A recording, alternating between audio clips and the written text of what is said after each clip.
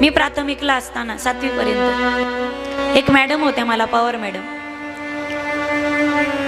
मला वाचायची आवड लागली असेल तर माझ्या शिक्षिकामुळे. त्यांना एखादं पुस्तक त्यांनी घरी आणलं की मला ते द्यायचे आणि मी रात्रीतून वाचायचे. खोटं सांगत नाही माईबाप. शेतात राहायचो आम्ही, मळ्यात होतं घर माझ्या वडिलांचं आणि लाईटची व्यवस्था नव्हती तर आम्ही चिमणीवर अभ्यास करायचो.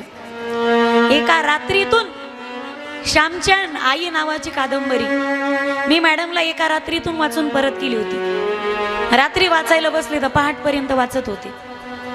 त्याच्यातला माझ्या मनाला भावलेला प्रसंग म्हणजे श्यामची आई, मला वाटतं 40-42 रात्री येत्या, 40-42 रात्री येतं म्हणजे दाड्यासारख्या. त्या 42 रात्री साने गुरुजींनी कारावासामध्ये असताना आपल्या आईच्या आठवणीत घालवल्या. श्याम लहान होता एकदा आणि आईने आंघोळ घातली, स्वच्छ आंघोळ घातल्याच्या नंतर अंग पुसू लागली. श्यामने सांगितलं, आई मी आंघोळ केली ग आणि मला घरात जायचंय आता. मी स्वच्छ आंघोळ केली नाही आणि नाणीच्या दगडावरून जर खाली पाय ठेवला तर माझ्या पायाला माती लागेल. नाही, एक काम करशील, तुझा पदर खाली पसरवतेस का, तू तुझा पदर खाली टाक, मी त्याच्यावर पाय देईल आणि उमऱ्यात पाय ठेवतो, घरात जातो. माझे पाय घाण होणार नाही, अंगाला घाण लागणार नाही, आंघोळ केली तर स्वच्छ राहील. आईने पदर पसरला. श्यामने आईच्या पदरावर पाय ठेवला आणि पायाने चालत असताना आईने श्यामला सांगितलं, श्याम पायाला घाण लागू नये म्हणून एवढी काळजी घेतोस, पायाला घाण लागू नये म्हणून एवढी काळजी घेतोस, लक्षात ठेव श्याम, उभी आयुष्यामध्ये चरित्राला घाण लागू नये आणि चरित्राला कलंक लागू नये म्हणून आयुष्यभर तेवढीच काळजी घे बरं श्याम. हा आईने बालपणामध्ये केलेला संस्कार आहे. साने गुरुजी, अत्यंत सुंदर कादंबरी, कधीतरी वाचा तुम्ही. आणि तिसरी असते ती आमची आई. आमची आई एवढी डेंजर, पोरग सहलीला निघावं ते म्हणते, बाळू पुढून बसायचं नाही, मागच्या सीटवर बसायचं नाही, बसमध्ये मध्ये बसायचं. पुढून कोणी धडकलं तरी तू सुरक्षित, मागून कोणी ठोकलं तरी तू सुरक्षित, तू जागला पाहिजे, तू कुणाला दिवा नाही. माझ्या दादांनी कधीतरी मासाहेब जिजाऊंचं चरित्र वाचा, कधीतरी छत्रपती शिवरायांचं चरित्र वाचा. आऊसाहेब जिजाऊंनी पाळण्यापासून संस्कार केले, गर्भापासून संस्कार केले, मातीचे हत्ती दिले, मातीचे घोडे दिले आणि मातीचेच गड किल्ले करून दिले. 3 महिन्याच्या गर्भवती होत्या आऊसाहेब जिजाऊ. शहाजी राजांना मोहिमांत परत जायचं होतं पण अशा त्या नाजूक परिस्थितीमध्ये राणी सरकारांना ठेवण्यासाठी एखादं घरटं हवं, सुरक्षित हवं आणि सह्याद्रीच्या कुशीतलं हवं. शहाजी राजांना आठवण झाली, गड शिवनेरी. त्यावेळी शिवनेरी गडावर गडकरी होते भोसल्यांचे व्याही विजयराव सिद्धोजी विश्वासराव. त्यांच्या स्वाधीन राणी सरकारांना केलं आणि शहाजी राजे मोहिमान परत. 3 महिन्याच्या गरोदर होत्या मासाहेब जिजाऊ.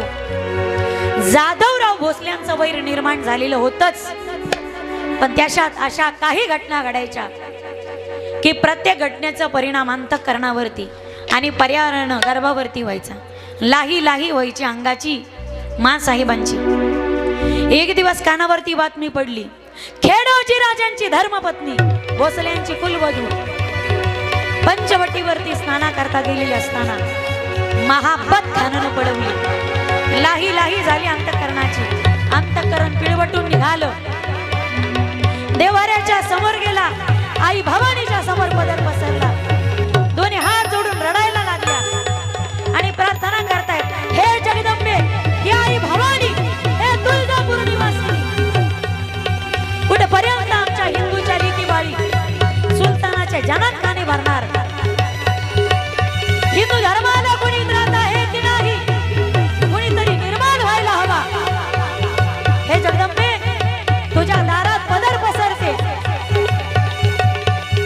की असा प्रतिभा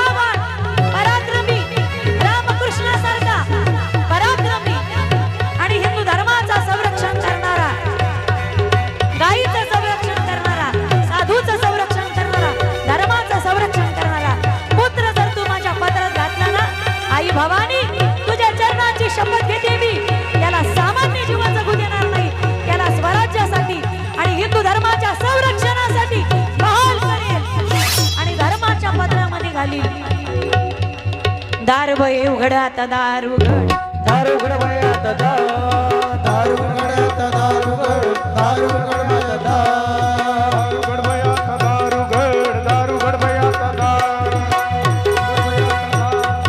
दार उघड आता दार, दार उघड बाई आता दार उघड, दार उघड बाई आता दार, दार उघड बाई आता दार उघड, दार उघड बाई आता दार, दार उघड बाई आता दार उघड, दार उघड बाई आता दार, दार उघड बाई आता दार उघड, दार उघड बाई आता दार, दार उघड बाई आता दार उघड, दार उघड बाई आता दार, दार उघड बाई आता दार उघड, दार उघड बाई आता दार, दार उघड बाई आता दार उघड, दार उघड बाई आता दार, दार उघड बाई आता दार उघड, दार उघड बाई आता दार, दार उघड बाई आता दार उघड, दार उघड बाई आता दार.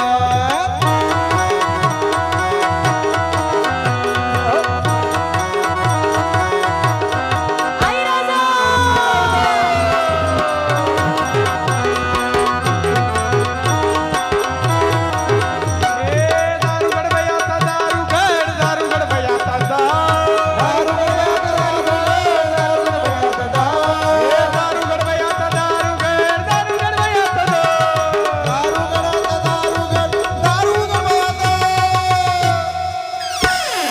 आई राजा दार उघड बाई आता दार उघड, दार उघड बाई आता दार, दार उघड बाई आता दार उघड, दार उघड बाई आता दार, दार उघड बाई आता दार उघड, दार उघड बाई आता दार, दार उघड बाई आता दार उघड, दार उघड बाई आता दार. वाजवा ना जोरदार ताडी. ज्यांनी महाराष्ट्रामध्ये महाराष्ट्रातल्या कथेमध्ये पहिली संगीत परंपरा आणली, पहिलं संगीत वाजवण्याचं धाडस केलं, अशी महान व्यक्ती आपल्या कथेमध्ये बरं का, आदरणीय संगीत विशारद संतोषजी गुरुजी देवकर या ठिकाणी उपस्थित आहेत. की त्यांनी पहिली संगीत परंपरा, जे संगीत फक्त उत्तर भारतातच होतं, कथेमध्ये संगीत संयोजन हे कीबोर्ड जर आणलं असेल, पहिलं ज्यांनी वाजवलं, सर्वांना संगीत परंपरा शिकवली,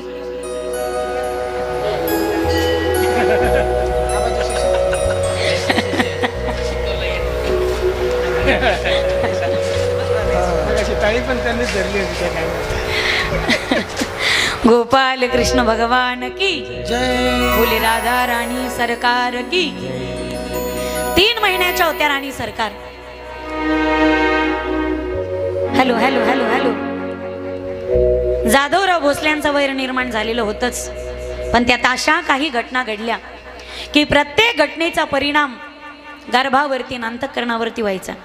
एक दिवस गडकऱ्यांच्या धर्मपत्नी कार्तिक दादा लक्ष्मीबाई दोन्ही हात जोडून मुजरा केला आणि आऊसाहेबांच्या समोर जाऊन उभे राहिल्या. बोलतात, राणी सरकार, या अवस्थेमध्ये प्रत्येक माऊलीला काही ना काहीतरी करावंसं वाटतं, खावंसं वाटतं, ज्याला डोहाळ म्हणतात. तुम्ही आल्यापासून काही खाण्यापिण्याविषयी बोललाच नाही. काहींना चुलीतली, काहींना राखेचा डेपसा खावासा वाटतो, काहींना दळणातले खडे खावेसे, काहींना भीतीचे, काहींना चिमणीचा, काहींना नाकातला. हाय, प्रत्येकाचे डोळे. काहींना 3 इडियट्स पाहावंसं वाटतं. येणारी अवलाद इडियटच जन्माला येणार. काहींना कार्टून डोरेमॉनच मोठू पतलू जन्माला येणार.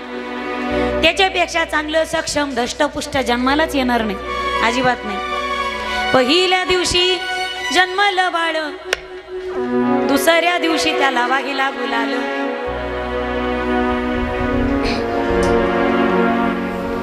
जन्माला येणारे बालक आईने गर्भावस्थेमध्ये असताना ज्ञानेश्वरीचं पारायण करावं, गाथा तिने ऐकावी, पारायण करावं.